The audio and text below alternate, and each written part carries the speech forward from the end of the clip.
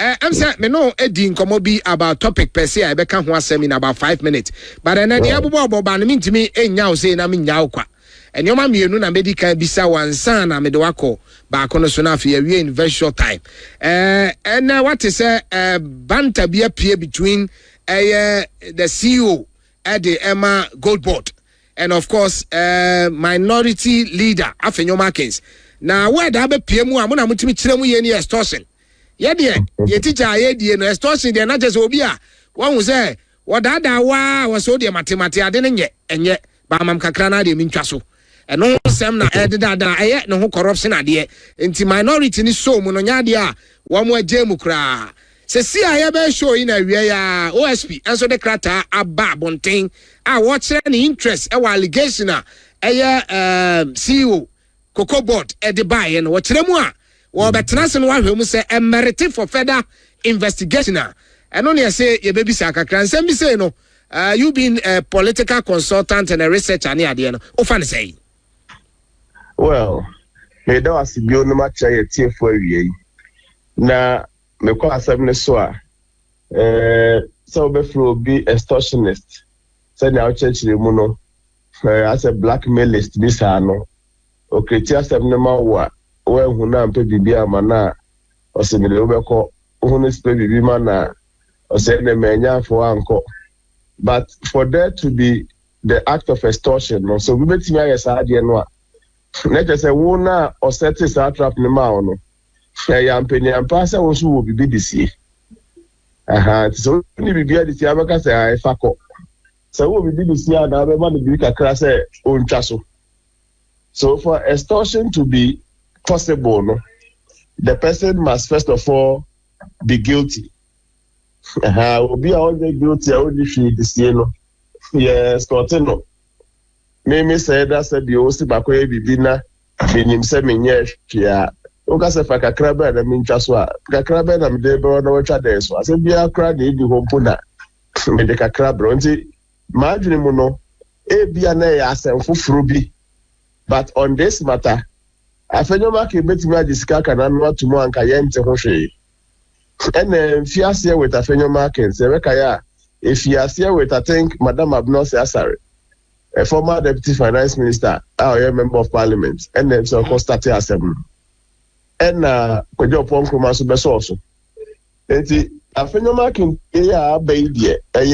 he was speaking as a leader more than as an individual. And you know, so that we are near the Niparaka Kojiraha, the office he occupies, but there's a difference between the human being and the office he occupies. Sabi in na no too for ebetimi kura ba say no your classmate enti ubetimi na the classmate for often, but when it comes to the office he occupies sabi nyampe ngo na wu nimpa for the sake of the office he occupies no eso de boni ni die ni amamre ni amanye kwa so respect be so the man because sometimes they are not any about the part about the office he occupies, but so as maybe say OSP say when your interest was asem no mu a o mba hwehwem ye be hu the angle maybe yenias amage is coming from. Is he coming from the angle that Afenyoma as a person and or yeah extortionist na no the whole justification defense about evidence about and now say in the capacity as minority leader no and na or the same position no started in na. And we would all live to see how those inquiries in Shimonis are for number. But maybe woman come on the mononia and me de woman say, ye asem fuana casato in China. And I acquire a different friend, a paint to 20. I mean, I think the DM partners I honor me and fair because number one, no member of parliament and as a parliament as an institution. No. As also in a CEO position. That's true. And omu oversight responsibility. And nipa no kasano ye nipa he might be wrong. My parliament can be wrong. Would ya nese wa asem ne fa hono. Obenya mu abotena dia church asem ne mu. Nipa ne ntiase a there were a lot of ways a obefa so. Every time the second question, third question, fourth question. But se ko ba se me nia sa me so kokoba so kakrada ono so ko edi ntutu na dey say asemfu na ka say da ho no they are not ya ira no sisi OSP abami OSP nka say obehwe say wan na ebo ka na hwan na amoka also obehwe extortion claim ete be we say the extortion sa na afiaso na 22 billion na nkasa no na ekonko ho meanwhile eyeka ya anya uka na yemeka yese to say obi charge free bia na obi na etua hoka enti bibi eka na eda ho na say ye gold boss anya gold board no Ghana ka. I think say if the focus would have been on it and can be fine lanka bia we public officer say CEO sabi jemfia assembly near no nya ho abote no acheche side of in fact many sabi jemfia ka me cheche mu baako now so nti asa me cheche mu bio like ubende me na cheche mu na so nti asa washe da sited na wada no yenya no wa nti so but some opposition so pemo now so okuko koba now so koyese say ye the substance of the matter if you question penny Professor na sa nyoma we ya tato ya sum say ye kan bate bia nye sa womo eta politicians eta ka say ye case no na say generate heat and say national interest all of a sudden we say diversion bia bani they are not saying say Sami Jemfi's case no ye diversion but ono bi enso betuma ya adwen say ofo say say divert attention free the real issue no na ye ko nipa su ne ban ne ade na no generate consensus na fe ye kata so sa na ya na politicians no uni mo no mta ya na baby e ko dey say why na ko because sabio asab nka Bank of Ghana for budget to mu say yen ni aboka anka menye so say asefoforo because sabi Bank of Ghana for buy because 2022 Bank of Ghana sa abre no bo kam yin na discuss o PDA so na fidia hora kaswa ma we are used to Bank of Ghana running the bank at a loss. Obiso Mombeka said the bank doesn't exist to make profit. But now I'm type just say they accepted said they were created to come and make losses. And the MC for the avoidance say yes, I think we are Bank of Ghana can home figure umako into negative equity into them say akoye chima mencha Bank of Ghana say nyaneka gold boss say nyaneka I am say Bank of Ghana ka akosin say we mo into amasa say we jina aba no. Whereas Obi and Person Beje cannot tumuno, and yen change the fanko personal attacks that and divert attention then yes because personal attack part is unnecessary. Yeah, you are managing a public office and you must tolerate, you must have the command. Yeah, they tolerate no. And the alcohol now for the way so every special prosecutor so they know have a gym. Every minute Solomon na petition no near day. Na petition no some de commerce raj we need get the special prosecutors what no have but ni na ye we omo rest asem ni mu a many problem it can solve one problem of abia nipa no the different na na bi no solve our problem but the substance will continue to remain say e ka bi da ho no mo say no ho komo na nke say hwani edi but em sa koma na ya akoso say na afenyo mark call no abia anya samede and as I mentioned so anya ho abotre as a public officer or no so be hit kakra baye would the kata bibi so so bara but so would the kata bibi so move and kata bibi so at the end of the day yes Ghana about 22 billion. I think say it is also a very important conversation so OSP we na onso nya bote no hwehwe ho no so mu kakra whoever is interested should look into the 22 billion yen chi obi antum because after you nim say yenya so mfa so as of mine that's true the economy na you see the legend. But I'm saying here and say you nyansu ndi dwani nwie we ya 1 year ya besa ko following years intini atimi ya nyoma yese ba ya mmoka said here absolutely maybe I sure say na ma nko yie no ni ahwani yes in fact my member minority na baso because in playing their role in this conversation no Emasa empanifo mi no Bank of Ghana leave a gold board for ya etitete nyema bi so anka bi anka ka ye bo ho nkomo nka be prosa na aggregation no fee no mu charge 15% of the gold price no and a minority raise the issue omu ko kokwa mu no omu ba bag metis 15% no so dey by 9% kaza yenko yemra omu sa ko dem e ko tis 9% so say dey by 5%. And they can't care if they were paying the 15%. No, and so but they have to pay the aggregator something, and so they paid finally a certain agreed percentage, I may lower than 15% no the start year. Nina your positions where you many be a said you ma Ghana nya so faswa a can't say a bonus so tea. Okay. But currently no, yenya the paper free mu. I quite a brebuono, yenya good economy, million year me de will cry the smuggling of good I yet to be akete likakra. Sisi anya hekurano, we've done 63% recovery of the gold that would have been smuggled out. Mene ukienya so fasobia. Obi na efa ne kwakra. Obi na efa ne kwa. There was a day bia many missionary cross on mine. Na obi free manoni aba no boy abaso say ya de na ye man good ne mine no good nkwa a certain metric certain tons of gold na ye books mu na it's like half near papa ne kan wasem no na onim say Africa no wo no ka say onim say e be bona abaso Africa na nipa mienu cha ade aba ku nya bi nipa mienu cha ade mienu ba ku anya bi o netra ona ade ya bro gold ba ku du enso na we yen krata mu say ye to gold nu Ghana ha enti no me de sa smuggle na so ti bi ati ama ye do a enche bia nyame boy e betinya sili nyina no kwa no it's a plus.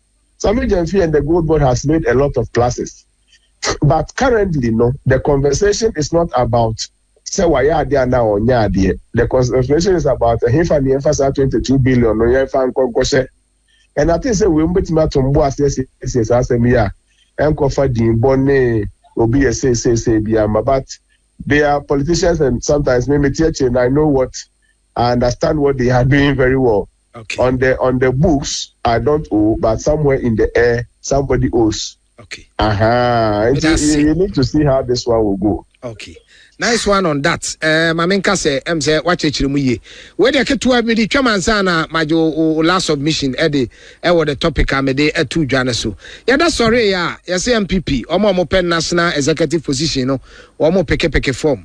We learned to say nipa about 50 and I could pick a form near there, but media tea na enwanwa and say in chairman and I say asante my chairman former chairman of them Bernard and Chibosiako group biako pick a form a man so medi chairman. What are we a political follower, election follower, and who named the baby Oti aseme ya wanwa na Ghana ebiasisi sawa ha na say and asemi Prof Ofano. Well, I never banga because maybe I possible. Maybe I possible. Everything about Sabio for the first time party be ever elected Ninipa Ebia or Defiase as ni chairman ebetiasi so beka ya omampani Kwame Nkrumah edu baby na or Defiase so ni yeto abama no opani Nelson Mandela edu baby no Defiase so ni yeto abama no esisi pen ebetimi so assess bio my worry me how kakra wo ho ne say onya physically present to campaign se kobasi ya convert that one be yin sem na no ama no you get it because enje bia as next week as a day no so this week in pass a day who be converting for say ya forms na ma ya fail ya so bia fa na watch mu what me cry the aba obi abesa bitia ma wa ya be free vetting no na say we wa o zoom na so if you see no benya zoom facilities and your phone dia dey aye bia na me who send me as a process na be ko but as a process victim because so there yeah to abana he doesn't have to physically be there or other for even be person be to amano but the difficulty currently near form no the obetima mo bia ko farmer failing no obetima mo be the chin consciences ni ma ko fail ama but you converted as your body opinion and chibosi akon edu subra inside that obesi dey aba meaning say na home so say na be ye Prof, I want to be because vetting there, one of the processes are with genuine reason, you know, ABA intimate disqualify will be, and finally say will be a picket form, do the next vetting, where indisposed, and I say, and finally say, Ben may be crying, who can he be a free within the period, known to me, my vetting committee, not to me, a padeno. Na omo families fufu bi ne kasa na say omo jana kra ma ne contest menim say bia ho ne da so a whatever in fact the bia me no be ya drepa ne they will use other means to hear him and no mbeti da ka kwasra no wo be bi owo no and then they will have to use other means to hear him. And I said, yeah, here in the crowd here. And the vetting will have to redesign itself so that it gives fair grounds to everybody. Okay. Fairness, I had that equity, equality. Bank but there must be some equity to the extent that the pointer. So now you are now the 2 the okay. So now BBS require another opportunity. But say I convert na kwabena de ye misane hwe wa convert ye nte na no asem so yes on nko de ene na nka ye ntwam na mema ye nti obi no asem no obi anko.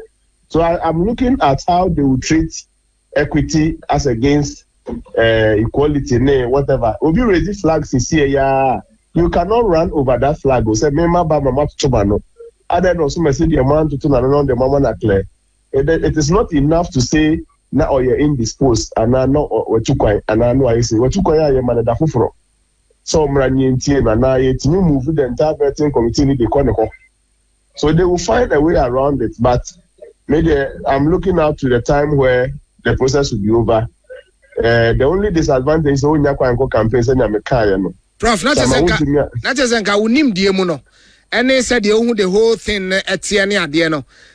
When you say enka a needless say enkophobia ka pick a form crowd mano one here we crowd bet me attract some committee no and so much sia neoma said ya oka kakra bia one ho bia neoma na he crowd so no so crack of janshi bi no de abeto so among others ni ade enka omu jaya enka be say enye ana one thing at a time to see any the process step 1 no she see Prof and Adolfo back up pick for my man. Okay. Now you're discussing problem phase 2. Phase 2 no young cost sign endorsements every constituencies there. Certain corner pick for my man. Okay. Now for your phase 3. Phase 3 no they will have to appear for vetting. So one my question back for vetting so much now when you Kwabnaba Akosiaba Edu ya oswa. For some reason, you may want to defer opportunity the answer that. And now what crab corner, a number you should Zoom, a number you should be. But I'm saying necessarily they must hear him, they must find a certain way of vetting him. They do more, they have to be tactical about it because me myself on the yin and no casa cry as your uncle. Basa no the person has grounds to challenge the process because process when say first acquire so you ensure that we need the luxury of chiano because of obinti the chrono and then na unya kwai ma the time so when your mama na watch aka hobra that is fair nipa kono ba na ma to na no unya problem ya we because sabe you get me see na say ye twam kra ye invent o kra there anyway ye just say you do no mo be ye no. Then comes the main campaign. Only who me sure say the team members get my campaign amano. Election only who no more about on betimi akoso. Ne who say the back but there is a lot of for me akwansidia ne esi akwan bebre wo mu a chairman is for me very young. Meaning ni hearing na nka say bason tam no so much akoshe 15th October as a bibisa. Is it 15th October or September now? It's October. 15th. 12 days after say about 12. So for me, that makes it a little more. But I mean, Bosiako the rest deeper. So yeah, he would want to fight until it is impossible to fight. Let's just say honor the Bibina Manentimian Tuaswa, a honor the Stiho. Okay. But and then come a year boy dear Osha when name 15th October and anyway I would have wasted car. You know Chairman is still young, he has a lot of energy in him. Said this 15th 1 year date na ben remember near my boswa. Me sure by the next election no now and there will be ample time. In the year bonfire said near Dunikozi Efiasi Hono. Maybe medical say a near me. Apart from that, you could have sanctioned the person, you could have taken his license from him, you could have fined him, As there are options, baby. This doesn't land people in prison, but court no can ask them. Maybe personally, me feel say a year ubinti ne barnes and kaya ubia. They could have abroad companies here. They be flat rules. How many of them are in our prisons? They find them. They charge them. Konako reclaiming her. Yes, I have a dual license. We know. I live in a mining area and I know how they treat abroad companies. Okay. My personal singular view is that maybe it's the person of whom to maintain them said they have to go this route. But it is the law. So say I question the law too much. I can share my layman's opinion, but the rest is for the courts and those people to decide. Name Mumuno on this matter of Adisa, coincidentally to me feel hot there and many problems so but I foresee vetting challenge and I foresee say campaign now on one NC for Monkoyeno. I heard also me a kakra editia possible success. Prof, medase pa am say explanation de my no directly to our show. Ye ti ase yi pa. We de me hu se wa bre. Ma me emfa be 5 minutes pe na ekwe topics no pa. Ma bedwafo kra trans here. Honorable Vincent, former aspirant for NDC. Offensive South, what transit also, and baby this year. Woman, I ready or more enjoy pa. But the topic now and the dead Johnson, Mahama is 19 months now. Na ye share nyoma kakra or promising now so added to two monedia compare that of former government and I say previous government and also 19 months nyoma or say so the bebano the who say wo to make can who hono unim de musima be num my young said we see a factor and now hitting now. You remember, Mahama led administration. Of course, they know very well that Unyanina Pepe Pesa, Bibi a plus, a do a minus. Now, a producer send them a higher and come send them me brief research report be a fact so far some promises that they made to the people of Ghana and they send yes our promises no nijina etie send ya Oman for no ehunu. So for example, I have a summary of some 57 promises obdema Ghana for ebra ye kwakoto aban. President Mahama promises. President Mahama promises now, okay. President Mahama promises that okay, thank you. And then this are binding in our promises. Okay. So Kasiepa edikai 24-hour economy. Ni etosu mienu akwan na afewaba emebunu adwuma yese omebunu ni adwuma yenti ye pe ede amomo. How to end galamsey aka state of emergency nesa afọ na etiti ni nyina no. Now increase cocoa prices to 6,500 and also a promise. Now about oral operation, recover all loots and also a promise. Abolish teacher licensure exams and also a promise. Now about automatic posting, standard better living conditions. Now about nurses and teachers allowance.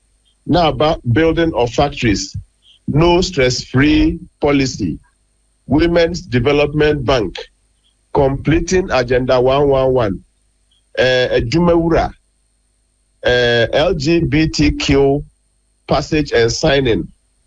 No about end Boku conflict, scrapping of taxes. Now about build tertiary institutions. Now about completion of e-blocks, build modern markets, community development to develop communities, construction of dam, construction of fishing harbors, construction of Oti River Bridge, continue the free SHS, aka we will not cancel free SHS. Creation of Kusao region for the Kusasis. Nina promises. Electricity extension, farmer support centers, free fertilizer to farmers, free primary health care, aka Mahama Care, free sanitary pads, free tertiary education for persons with disabilities. Now, Fewaba, improving cost of living, lean government, to form lean government, national apprenticeship program, Noba Nkoko Nkete, promoting peace in conflict areas, promoting the use of the local language, water, scholarship, reducing of fuel prices, rural electrification, SME support, stabilizing the economy. When you promises in Libya. Promises in Libya. Hey! Ane. Bebre wo yen go to two pipes one crop for foam. Yen say. So I have a tall list that the people I engaged in my research reminded me. Mr. Dabi so almost say Bosha abane say ni mu de pa no mu kai. Enti from kakai ni mu de no na media list we ya me ye bo ho nkomo yi. Na wutie list ne say ne aye kono a wa obetimi ajaje say ebi honom de ayaye. Ebi honom so ayeguso ye. Oti bridge for example, me amani to say yeguso ye. Ebi also there nyame anim ni nipa anim ni ye nyina ye anim ni ye tefo anim ni. Sincerely speaking, abai na twi dani onye ready say obeye ebia okane wa ebia wan shada say no ebi the vote and bibi.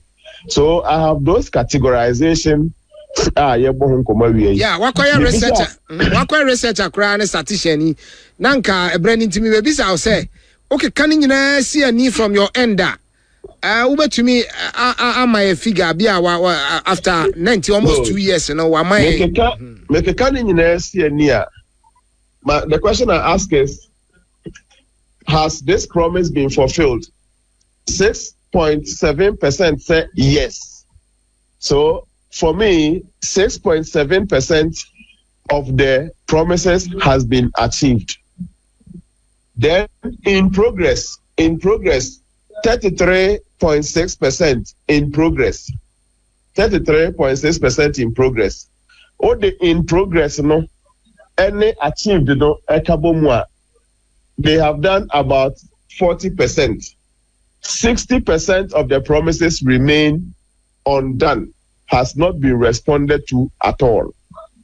And those that Professor, I say 40% there. Not just say share 4 years they are more almost a half and I can once 19 months. We have about 24 months to be half. Not just a more 24 months, no, my hate bear 45% too. Not just that they are near the next 2 years, almost they are already bear 80%. So, no, we can talk about what is done. And now your bumpire say in progress, no, a be free in progress, no matter done. Me, I never quite have me as a personal person like me. I'm a drink to America, so my band say. I am not a never be one my bit me a yen so no. Meaning, see any energy uncompleted who said then you. Yet the answer be a becker. Now said be any baby, no, I am not quite watch it. I am with you. If for me, 33.6% of the promises are in progress. They will move from in progress to done, and that's a completed. Okay. Nanka 6% and 6.7% ni mumna emu peja and kabema mania just on my ba. But in progress, no so shame cry so anya yukrano 33.6% there omuguso ye. I am afraid Miss Rose and Sha na say anya any man tentemwa and not done no anko doso. And I'm not sure that Ghana for Bibre no would want the aspect of in progress to say something in the pipeline. The Africa, the country why we are not a pipe nusa. And no crowd, I'm okay. People for say in progress in the Shadan Thomas because interchange it was started. But you tell me here, I'm catch on say only interchange be our sentimentality. Done. Absolutely. And yes, man, your phone tears. Yes, ya found Juma say man penny the minimum resource ni bibia sha wonsa. And you didn't fear nice account. And report to me what you have done in the 4 years and not what you are in progress, as if Jama over share Juma at what the next government. That is why e-blocks are share to her. That is why agenda 111 the fear say na my first comment I made man say 111 no meaning say abai betimi aye because sabe resources no one akade nyina wo ho wo Ghana we have money o what 22 billion ya say call us here e betimi say agenda 111 be 100 na ye kam eti media o ka say Ghana ni ska me nyini we have money just that ye nyuso mfa nya niam ehu hia yencheni ni ye de dodo say ye bibi we ya bibi me say ye moye say maye na sika ye di won chen no kra do so say ni e te de ye bibi no say be hwe de sika bia de akoye project mu a aka there would have been no excuse say agenda 111 no e be ka ho 111 ne say e bie 12 anu say they assuming po say 12 kra ye bia anu a it means well over 99 or 98% no what just also be the emra meto aso what is that? Okay. What is that? The same way na you block also no. Say I pass you block no. Ye timi am ye ba kokora no say you be 10 and no say be 10 and no. Ne aka na wuja ho no. Is that how you are supposed to do? Why don't you cut your coat according to your cloth or odo nsa be so nia obetimi ayemu? Ayi mami abruwa na etu le bafo say o nyini na o be wiase no. E ma ne start bibia o hwe a ontimi nwie. So best start bibia. Start what you can finish. Odo sakoso ha wajai ya sabe na ya dapafo oya de bato nwie okay. Can you imagine what would have happened if Oba kwa was 9 months no oyemu 7 months I will say my bre me do you know what would have happened enti sabe there is a card ya nwie I can applaud the NDC for the done part. In progress, I am a Ghanaian. I will hasten slowly. Me too enthused about it. No munshana ni amu fumunsan kain over 60% and so no. Mebroni share ni mupa, especially Juma Semno. Mebroni share ni mupa, especially some of the promises I form hono. Na yeka assessment of promises in no. There are other areas and so it is not only the promise that has not been fulfilled, but the people has been shortchanged. Sabi bossa na share ne kura na nka unyanye yempo anka ye nu so achope but bi won kura their case has been worsened. Okay. Yenyanye adwuma man krofo kura start bubu market gugu ebubu de magu saden se mentiase we have accused the MPP of breaking down judges adan e won crime for National Cathedral. Ya accuse yomo ora go sitan okra say omonya responsible for that enti omo sheda hu ba bi free. Do you get it? And you know, as a dear Nancy, why do you break down the buildings to construct new building? Wabra you see chroma choki, and you moving your money being outside of the town kakra.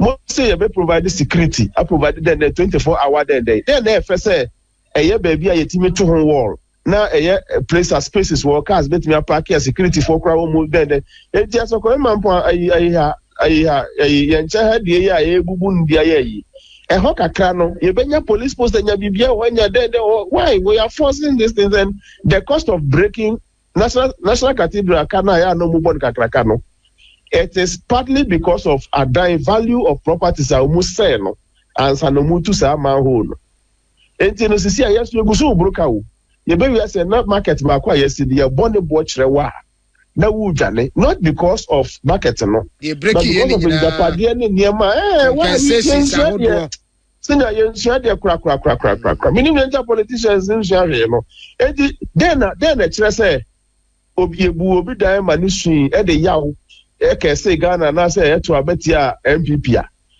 say NDC dey ebu obi dan na nipa no hwe dey mu tietie mu ni ade just because of creating market in the heart of the idea near there. Then you say nipa ndi ono do onya yawo.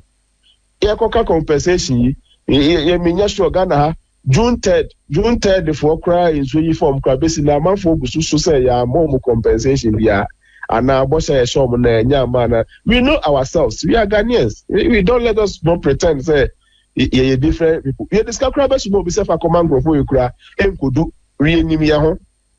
Me Ghana ni me home nka nyi me hu mfiri mu even though me ni obi asika but sincerely speaking yes ade no a enra na enya enenso enye we can still minimum hini bi ano okase enye ohinimpo MP member of parliament bi ano okase or NDC member of parliament or try meeting him before the discussion of the 24-hour market baby aye bubu na do market na yes no enye ho na meeting ni decide say ye nkonkosi no enti ono kra ne nwanwa say ye bubu sa market no enye sa meeting ni mu ni efiri ba em say ye meeting wi na jamaje foforo ba yo say den enti onim why ye bubu sa existing market to build another market. Okay. Enti mesre omomu yes ade ma na make say 3 categories done for in progress or na nia ye wo. But apart from that 3 categories creating, some people are also being shortchanged. No no tia patana say no ton ade nkakran ade didi no kura no ene wabubu na pata. Na ne oton ade no kura say okoye ya ntade ne ya wabubu na pata ina obeye den. Na say nko say market ne be back no. Na ne be na ye no. Enti yeah, 2 more years to go. Yeah. Let's learn and make some things right now. You betimi aye niye ma abasobona wie mu die. Okay.